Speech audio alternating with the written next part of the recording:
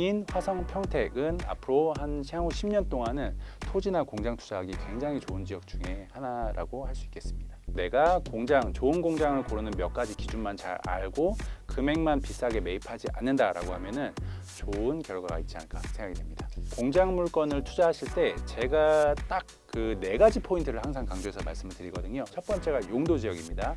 두 번째가 층고입니다. 세 번째로 중요한 포인트는 도로 폭입니다. 그리고 마지막으로는 연식입니다. 주변 땅 가격에 따라서 이 공장의 매매 거래 금액이 결정되는 거면은 아무래도 최근에 이제 좀 투자, 그다음 개발 호재가 많았던 수도권 남부 지역을 좀 안 볼 수가 없는데요. 유명한 지역을 좀 꼽아줄 수 있으실까요? 네. 결국에는 이제 공장 투자의 본질은 토지 투자다라고 여러 번 강조해서 말씀드리는데요. 그러면 결국에는 앞으로 토지 가격이 어디가 많이 오를까 관점에서 공장 투자를 접근하면 사실 수익 내는 데 있어서 크게 내가 지역을 선택할 수 있는데 조금 수월한 편이 있을 거거든요. 그러면 여러분들 생각하시기에는 최근에 앞으로 토지 가격이 가장 많이 오를 것 같은 지역이 혹시 생각나시는 곳이 있으실까요? 전 용인이 생각납니다. 맞습니다. 네. 네네네. 기자님 정확하게 말씀해 주셨는데 최근에 지금 용인에 대한민국에서 정말 어마어마한 몇백조 단위를 투자를 해서 지금 이제 삼성 반도체 단지가 이제 들어오고 있고 또 옆으로는 SK 하이닉스가 지금 공사를 하고 있는데 아무래도 주변으로 해서 그렇게 큰 어떤 국가적인 차원에서 호재가 발생이 되다 보니까 앞으로 주변에 땅값이 많이 오를 거란 말이죠. 때문에 앞으로 사실 용인이 굉장히 좀 투자 유망 지역 중에 하나다라고 이렇게 좀 보여지고요. 화성이랑 평택 역시도 화성이 지금 작년 12월 기준으로 인구가 100만을 돌파를 했거든요. 아, 네네. 예, 특례시 도전한다고 하더라고요. 맞습니다. 그래서 이제 화성도 그렇고 평택시도 지금 인구가 삼성이 들어옴으로 인해서 일자리가 늘어나다 보니까 계속해서 인구가 늘어나고 있어요. 그래서 지금 평택이랑 화성도 어떻게 보면 매년 집가 상승이 예적금 금리 내지는 인플레이션보다 훨씬 더 높게 지금 집가 상승이 이루어지고 있어서 용인, 화성, 평택은 앞으로 향후 10년 동안은 토지나 공장 투자하기 굉장히 좋은 지역 중에 하나라고 할 수 있겠습니다. 안 그래도 저희가 오늘 소개하는 이 책에 부록이 있어요. 근데 여기에 보니까 주요 유망 투자처가 다 있더라고요. 근데 용인은 지금 투자가 조금 제한되는 곳도 있다고 들었는데 혹시 그 내용도 좀 들을 수 있을까요? 용인 같은 경우는 지금 워낙 큰 호재가 들어오다 보니까 정부에서도 미리 투기 수요를 차단하기 위해서 용인 삼성이 들어오는 곳 인근으로 해서는 토지거래 허가구역으로 현재 묶어놨어요. 그래서 토지거래 허가구역으로 묶어놓게 되면 실제 사용하시는 분, 토지라고 하면은 농사를 직접 지으실 분, 아니면 공장이다라고 하면은 직접 제조업이나 창고업을 하시는 분들 위주로만 이제 매입을 할 수가 있거든요. 그러면은 이제 용인 삼성이 들어오는 가장 인근에 모현읍이라고 있습니다. 모현읍. 그쪽도 이제 지가가 안정적으로 잘 오르는 동네고 공장 창고 시장이 활성화가 되어 있어가지고요. 그쪽으로 해가지고 내가 좋은 공장을 고르는 몇 가지 기준만 잘 알고 금액만 비싸게 매입하지 않는다라고 하면은 이제 삼성이 앞으로 들어옴으로 인해서 쭉쭉 지가 상승이 잘 될 거기 때문에 그런 지역을 좀 공략을 하시면 좋은 결과가 있지 않을까 생각이 됩니다. 이게 토지거래 허가구역은 사실 들어가는데 조금 제한이 있으니까 바로 옆에 있는 동네를 공략하는 게 하나의 전략이 될 수 있겠네요. 예, 맞습니다. 대신에 이제 토지거래 허가구역으로 묶였을 경우에 경매로 진입하게 되면은 또 이제 토지거래 허가구역을 피해 갈 수 있는 포인트들도 있긴 합니다. 이것도 아파트랑 똑같은 거네요. 맞습니다. 내가 전세를 놓을 수 있는 맞습니다. 방법이잖아요. 네, 그게. 맞아요. 그리고 경기 남부 말고 경기 북부에서도 좀 지켜보면은 돈을 벌 수 있는 곳 어디가 좀 있을까요? 경기 북부 같은 경우는 이제 양주 포천 쪽에 공장 창고지대가 많이 형성이 되어 있고요. 그리고 최근에 제2 외곽순환도로 이제 RC가 개통이 되다 보니까 RC가 개통되면 주변 땅값이 오를까요, 떨어질까요, 기자님? 오르지 않나요? 맞습니다. 네, RC가 개통이 되면 주변으로 차량 통행이 많아지고 차량 통행이 많아지면은 주변으로 이제 시설물들이 들어오다 보니까 수요가 많아지면서 당연히 지가가 올라가거든요. 그래서 양주 포천 내에서도 공장 창고가 밀집이 되어 있거나 아니면은 주변으로 RC가 이제 개설되는 곳 위주로 해서 또 지역을 찾아보신 다음에 공장 투자를 해놓으시면 월세를 편안하게 받으시면서 이제 지가가 상승하는 어떤 그런 흐름에 올라탈 수 있을 것 같습니다. 네, 지금까지는 저희가 수도권 이야기를 좀 해봤는데요. 서울에서 조금 멀리 떨어진 곳으로 가면은 아무래도 또 더 적은 자본으로 좀 투자를 할 수 있을 것 같아요.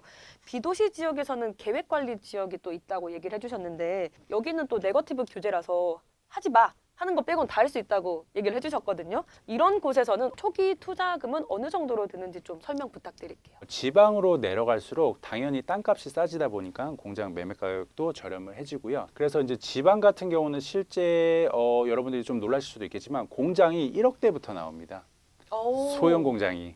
그러면 초기 투자금은 훨씬 더 적을 수 있는 거예요? 예, 맞습니다. 1억대부터 나와가지고 거의 5천만 원 내외면은 이제 실제 뭐 일반 매매가 됐던 경매로 이제 낙찰을 받아서 매입을 할 수가 있는데, 대신에 여러분들께서 항상 부동산 투자를 하실 때 좀 조심해야 되는 거는 내가 매입하는 것보다는 수요자 입장에서 항상 생각을 하셔야 되거든요. 내가 아무리 싸게 산들 그거를 사줄 사람, 그거를 임차 들어올 사람이 없다라고 하면 그 투자는 그렇죠. 이렇게 잘한 망한 투자가 투자죠. 예, 맞습니다.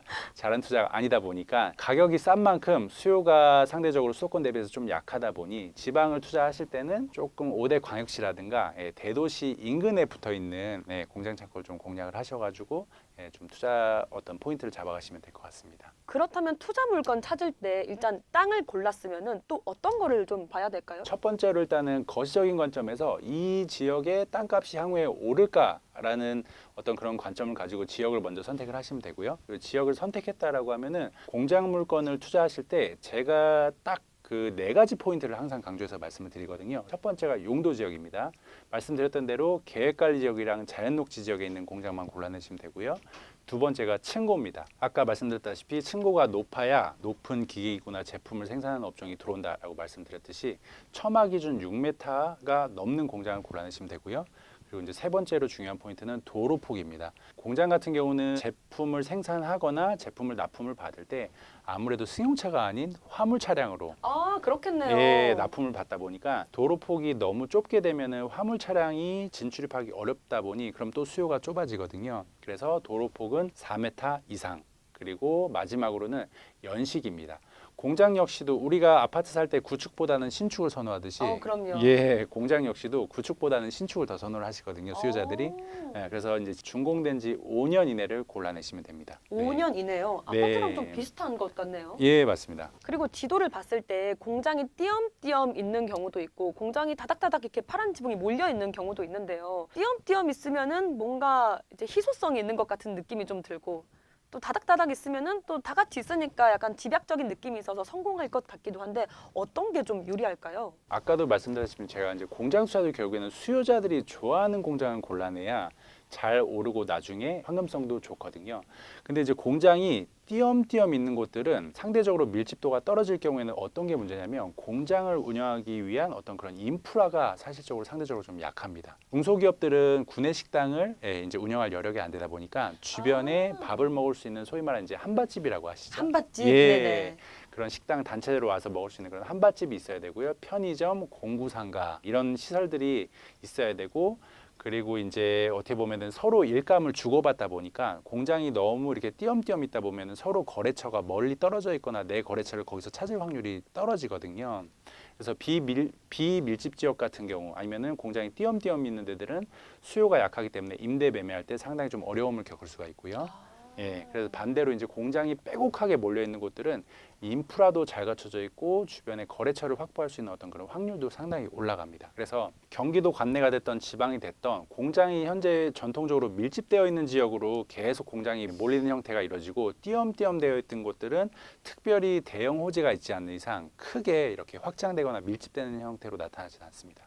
네, 저희는 오늘 공장 투자 이야기 한번 들어봤는데요. 아직까지 잘 알려지지 않은 시장인 만큼 저희 구독자분들 먼저 선점하셔서 꼭 성투하시면 좋겠습니다. 고맙습니다.